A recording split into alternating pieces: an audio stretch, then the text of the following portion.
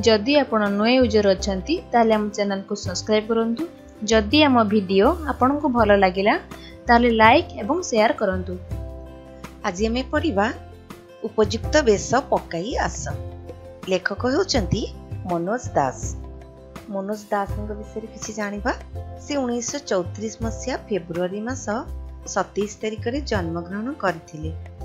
ओडिशा साहित्य एकाडेमी और अति बड़ी पुरस्कार प्राप्त लेखक मनोज दास आंतर्जातिक स्तर रे ख्याति अर्जन करिसेंती। आरण्यक, समुद्रर क्षुधा, विषकन्यार कहानी, लक्ष्मीर अभिसार, धूम्राभ दिगंत, उपकथा शतक, मनोज दासंकर कथा और कहानी, अवलोकरा कहानी, मनोज पंचविंशति, दूर दूरांतर, अमृत फल, गोधूली बाघ, चंद्रालोकर प्रहरी प्रभृति लेखकंकर अनवद्य सृष्टि ओडिया साहित्य जगत को परिपुष्ट करिछि। से गल्परे प्रकाश करने को चाहिए मूल्यवान पोशाक और अलंकार आभूषण जे मनुष्यर उपयुक्त बेश नुहे, नम्रता बोध ही सुंदर बेश। आस से विषय सुंदर गपटिए जानिबा। विषय वस्तु टिके पढ़िबा। गोटे राज्य जय कले राजा तांको पोशाकरे खंडिए नुआ हीरा लगांती। राज्य परे राज्य 4-6 राज्य जय करी पगड़ी और परिधेय 4-6 चेका हीरा झलसाई राजा निज नअर को प्रत्यावर्तन करुथिले। गोटे राज्य जय कला परे जने राजा थिले से तांको पोशाकरे खंडिए खंडिए हीरा लगांती। से गोटे राज्य जय कले गोटे हीरा तांको पोशाक लगांती। आउ गोटे राज्य जतले जय करबे आउ गोटे हीरा खंड तांको पोशाक लगांती। एही परी राज्य परे राज्य 4-6 राज्य जय करिकी तांकर पगड़ी आउ तांकर पोशाकरे 4-6 चेका हीरा झलसाई से निज नगर को बा निज राज्य को प्रत्यावर्तन करुथिले, फेरुथिले। डेरा पड़िथिला गोटे पर्वतर पाददेशरे। दुई राज्य मझिरे एइटा गोटे जनहीन प्राय बण मूलक। पिला माने जानिच एबे सिना गाड़ी घोड़ा बाहरलेनी, आगरु राजा आउ प्रजा सैनिक बहुत दूर दूरांत चाली चाली बहुत बाट जाउथिले। राजा जेतबेले अलगा राज्य जय करियाकु जाउथिले से समस्त सैन्य सामंत हाथी घोड़ा धरी से चाली चाली बहुत बाट जाउथिले। से जेतबेले राज्य जय करी फेरुथिले सेतबेले डेरा पड़िथिला गोटे पर्वतर पाद, गोटे पर्वतर तल भागरे सी सेठी डेरा पकईकी माने टिके समय विश्राम नबा पई समाने रुहंती। राजा और अलगा तांकर सेनापति तांकर प्रजा और तांकर सैनिक एमन सब डेरा पकईकी पाद देश रे थिले। दुई राज्य मझरे एइटा गोटे जनहीन प्राय बण मूलक ना। एठारे विशेष किछि लोक नाहंती। गोटे बण मूलकरे बा बण जागारे आ पर्वतर पाद देशरे राजा डेरा पकईकी विश्राम नेउथिले। सैन्य बाहिनी सोई पड़ुथिले। राजा तांको शिविर बाहरे निषाद्धरे पदाचरण करुथिले। हठात सम्मुखवर्ती पर्वत उपरे एक अद्भुत नीलाभ आलोक तांकर दृष्टिगोचर हेला। तांको हृदय विस्मय, चमक एवं आनंदरे भरीगला। से आलोक जे असाधारण सेतिरे संदेहर अवकाश नथिला। से जेउठारे डेरा पकईथिले राजांको छड़ा अलगा सैन्य सामंत मध्य थिले, तो सैन्य बाहिनी सोई पड़िथिले। राजांकर आखिरे निद नथिला। से कौन करथिले ना राजा तांको शिविर बाहरे रातिरे पदाचरण करुथिले, चालुथिले। हठात तांको आगरे पर्वत उपरे एक अद्भुत नील रंगर आलोक देखागला। तांको हृदय विस्मय, चमक और आनंदरे भरीगला। से आलोकटी को देखी राजा विस्मय मध्य हेले, चमकी मध्य पड़िले आउ बहुत खुशी मध्य हेले। आलोकटी को देखी तांका मनरे बहुत आनंद सृष्टि हैला। से आलोक जे असाधारण से बुझी पारिले, सेतिरे संदेहर अवकाश नथिला। से बुझी पारिले ए आलोकटीर किछि निश्चित भाबे किछि प्रतिभा रहिछि। विस्मित राजा मंत्री को निदरु उठाइले और से आलोक देखाइले। मंत्री अति स्वाभाविक भाव रे कहिले, महाराज मु संध्या बेले आखपाख लोकंकु शुणिथिली कि पर्वत उपरे जने सन्यासी रहंती। शीत राति से निया जालिछंती। मंत्री तुमको से आलोक किपरि लागुछि? विस्मित होई राजा मंत्री को निदर उठाइले एवं से आलोकटी को देखाइले। को आलोक? से दूररू पर्वत उपरे जो आलोकटी देखिथिले नील रंगर आलोक। मंत्री अति स्वाभाविक भागरे उठिकी राजा को कहले, मु संध्या बेले शुणिथिली आख पाखरे जने सन्यासी सेठी रहउचंती। शीत राति निया पाइबा पई किछि निया जालिचंती, काठ इत्यादि जालिचंती, से आलोकटी को देखा होची। किंतु राजा पचारले, मंत्री तुमको से आलोक किपरि लागुछि कहलो? राजांका प्रश्न रे विस्मित होई मंत्री कहले, मणिमा सुखिला काठपत्र जालिले निया जेपरि हेबा कथा या सेही परि। अच्छा सोइबो जाओ कहिले राजा। से बुझिले जे आलोकर जे विशेषत्व से देखुचंती मंत्री ताहा देखि पारु नाहंती। राजा प्रश्न रे विस्मित होई मंत्री कहले, मणिमा सुखिला काठपत्र जालिले जेमती निया जळे एते सेही भଳି निया जळुची। राजा जानि परले जे मंत्री किछि बुझी पारनांती। तांकु से आलोकर जो विशेषत्व देखा जाउची मंत्री को से देखा जाउ नै। से मंत्री को सोइबा पई निर्देश देले। प्रभात हेला। राजा सन्यासी को भेटिबार अनुमति प्रार्थना करी दूत पठाइले। दूत फेरी आसी कहिले, सन्यासी कहउचंती कि तांकु भेटिबाकु हेले राजा उपयुक्त बेस पकाई जिबा दरकार। सकाळ हेला। राजा सन्यासी को भेटिबा पई आग्रह प्रकाश करी अनुमति प्रार्थना करिबा पई तांको दूत को पठाइले। दूत फेरी आसी राजा को कहिले, से सन्यासी कहउचंती कि तांको भेटिबाकु हेले उपयुक्त बेस पकाई आसीबा दरकार, उपयुक्त पोशाकरे आसीबा दरकार। अवश्य कही राजा तांकर रत्नखचित पोशाक और पगड़ी लगाई बाहरी पड़िले। से पर्वत अधा चढ़िबा बेलकु सन्यासींकर जणे चेला आसी कहिले, गुरुदेव मणिमा को दूररू देखिचंती। से कहिले कि आपण उपयुक्त बेस पकाई आसीबा दरकार। राजा दूतंक कथा सुनी कहिले, अवश्य।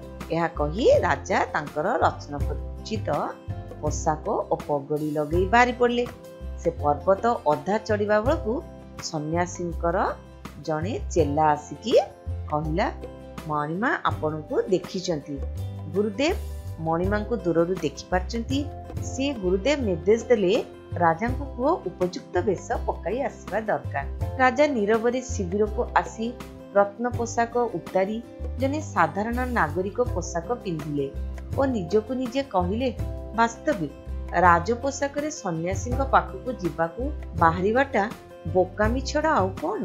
राजा नीरवरे शिविर को फेरी आसिले। कहीं ना सन्यासींकर जने चेला आसिकी ताकू उपयुक्त बेस पकाई आसीबाकू कहला। राजा रत्नखचित पोशाक पिंधिथिले। सेठु राजा चिंता कले, यह ठीक कथा, सन्यासींक ए राज पोशाक रे जीवाटा उचित नुह। सेथिपाई से जने साधारण नागरिकर पोशाक पिंधिकी सन्यासी पाखक भेटिबाकू गले। से पर्वत चढ़िबाकू आरंभ करते पुणी जने चेला आसी कहिला, महाराज गुरुदेव कहउचंती कि आपण उपयुक्त बेसरे आसंतु। से साधारण बेसरे राजा सन्यासी को भेटिबाकू गले। पर्वत अधा चढ़िचंती कि नहीं? पुणी सन्यासी चेला आसी कहिला, महाराज गुरुदेव कहउचंती जे आपण को उपयुक्त बेस पकाई आसीबा। राजा अगत्या तंबू को फेरिले और एथर गेरुआ लुगापटा जोगाड़ करी पिंधि पुणी पर्वत चढ़िबा को आरंभ कले। राजा पुणी तंबू को फेरी आसले एवं एथर से गेरुआ लुगापटा पिंधि पर्वत चढ़िबा को चेष्टा कले। महाराज गुरुदेव कहिले कि आपण उपयुक्त बेस पकाई आसंतु। तृतीय चेलाटी तांको आसी कहिला। पुणी राजा जेतले गेरुआ वस्त्र पिंधिकी गले सेतेबेले भी गुरुदेवंकर चेला आसी कहिला, गुरुदेव कहिले आपण उपयुक्त बेस पकाई आसंतु। राजा कांद कांद देखा गले। मंत्री तांको कानरे कहिले, महाराज से उद्धत साधु को एई क्षणी धरी आनी आपणक आगरे हाजर करिदेबी। राजा किछि चिंता करि पारले नै, गुरुदेव कोन चाहुचंती। राजा कांद कांद होई गेले। मंत्री तांको कानरे कहिले, महाराज से उद्धत साधु को एई क्षणी आपणक पाखको आनी आपणक आगरे हाजर करिदेबी। राजा धीर कंठरे कहिले, मंत्री केते राजा महाराज को बंदी करी तो मो आगरे तमे ओ सेनापति हाजर करिच। जने निरस्त्र निर्वाक साधु को धरी आनिबारे बहादुरी कौन? राजा धीर कंठरे मंत्री को कहले, मंत्री तमे बहु राजा महाराज को बंदी करी तो मो आगरे आनी छिड़ा कराइच बा हाजर कराइच, मात्र जड़े निरस्त्र जहा पाखरे कि अस्त्र नहीं, निर्वाक साधु जे कि विशेष किछि कहंती नहीं, तांको धरी आनिबारे बहादुरी बा कौन रहिबो? शिविर भितरे एकाकी राजा अश्रुरोध करि पारले नहीं। वास्तविक आज जाए से निजको केड़े प्रभावशाली क्षमताशाली मने करी आस्तिले। ये हेला कौन? बेश बोइले साधु कौन बुझाउचंती? योग्यता। वास्तविक से कौन जने साधु को भेटिबा को योग्य? से ए प्रश्न उपरे जेतिकी चिंता कले सेतिकी विमर्श बोध कले। अर्थात जीवन रे से जेते विजय प्राप्ति करिसेंती, जेते मुंड काट करी तळे लोटाई देइछंती, से सबु तांको अन्यमानक आखिरे विराट करी थाई पारे, किंतु साधुଙ୍କ आखिरे से अयोग्य। शिविर भितर राजा एकाकी आउ निज अश्रु को संभाली पारले नहीं, से कांदी पकाइले। वास्तविक आज जाए से निजको केड़े प्रभावशाली और क्षमताशाली बोली भाबुतिले। से राज्य पर राज्य जय करी आसुले, से निजको प्रतिष्ठित राजा बोली भाबुतिले। मात्र ये कौन हैला? जने साधारण साधु को से उपयुक्त बेश तांकर देखा गला नहीं। से साधु कौन चाहूचंती? राजा ए सब चिंता कले, योग्यता चाहूचंती। वास्तविक से कौन साधु को देखिबा पई तांकर कौन प्रकृत रे योग्यता नहीं? ए प्रश्न उपरे से जेतिकी चिंता कले सेतिकी से विमर्श बोध कले, सेतिकी से कष्ट मध्य बोध कले। से तांको जीवन रे बहुत विजय प्राप्त करछंती, बहुत मुंड काट करी तळे लोटाई दैछंती। से सबु तांको अन्यमानक आखिरे विराट करथाई पारे, सेतिपई से प्रतिष्ठित राजा होई थाई पारंती, मात्र साधुଙ୍କ आगरे से अयोग्य। ए कथा से निजे चिंता करी अश्रुरोध हेले बा कांदी पकाइले। पुओ ए बेसरे तमे केड़े सुंदर दिसुछ। ए अपूर्व कंठस्वर राजा को चमकाई देला। से अनेवा बेलू तांको आगरे उभा स्वयं सन्यास। ए सब कथा चिंता करी राजा मुंडरे हाथ देई कांदु थांती। सेई समय तांको एक स्वर सुबिला, पुओ ए बेसरे तमे केड़े सुंदर दिसुछ। से अपूर्व कंठस्वर राजा को हठात चमकाई देला। से अनेला बेलू तांको आगरे किए ठियाइछंती? सन्यासी ठिया होइछन। राजा तांको पादरे लोटी गले। सन्यासी तांको उठाई कुंडाई पकाई कहिले, हृदय रे एई भली नम्रता बोधटू सुंदर साज आउ किछि नाही। राजा सन्यासी को देखि तांको पाद तळे लोटी गले। सन्यासी तांको उठाई कुंडाई पकाइले एवं कहिले, पुओ हृदय रे एई भली नम्रता बोधटू बड़ी सुंदर बेश बा सुंदर सज आउ किछि नुह। तेणु एथिरु पिला माने जानलो जे नम्रता ही आमर सुंदर बेश बा सुंदर साजसज्जा। महाभाग मु केड़े मूर्ख थिली, राज्य परे राज्य जय करी निजको गौरवान्वित बोध करुथिली।